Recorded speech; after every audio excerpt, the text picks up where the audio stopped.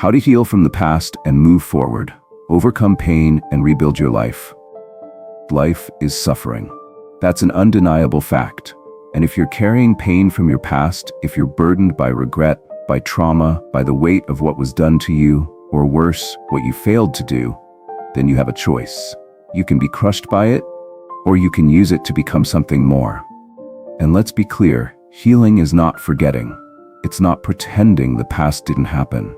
It's about integrating it, learning from it, and refusing to let it dictate your future. So how do you do that?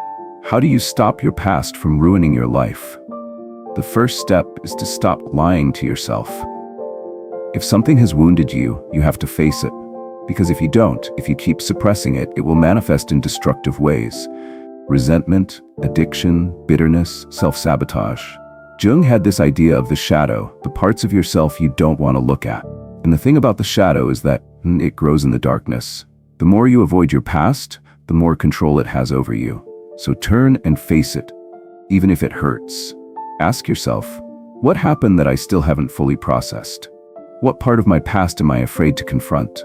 What truths about myself have I been avoiding? It's a painful process, but pain is not the enemy. Pain is the teacher. Now, let's be clear. Not everything that happened to you was your fault. But how you move forward, that is your responsibility. You can't change the past, but you can change your relationship to it. That means asking yourself, what can I learn from this? How can I use this experience to become stronger? What action can I take today to ensure I don't stay stuck in the same patterns? Resentment is seductive because it gives you an enemy, but the real battle is not out there, it's in here. And it's won through responsibility, through taking control of what you can. One of the most profound things you can do is turn your suffering into something meaningful. You've seen this. You see people who have suffered immensely, and yet they take that suffering and transform it into something profound. They become guides for others. They create, they build, they become forces for good. And you might say, well, I'm not strong enough to do that. And I would say, you don't know how strong you are until you start acting like someone who is strong. Find a way to take your past and build something with it. If you were betrayed, learn to trust wisely. If you were abandoned, become someone others can rely on.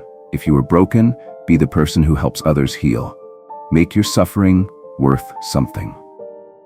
Healing isn't a moment, it's a process. It takes time, discipline, and the willingness to carry your burden properly. That means setting small, manageable goals. If you're paralyzed by the past, start by making today slightly better than yesterday. Surrounding yourself with people who elevate you. Stop spending time with people who reinforce your victimhood. Seek those who challenge and inspire you. Developing a vision for your future. If you don't aim at something better, your past will keep pulling you back. Hope isn't naive. Hope is discipline. It's waking up and choosing again and again to move forward no matter how hard it is. The past is real. It happened.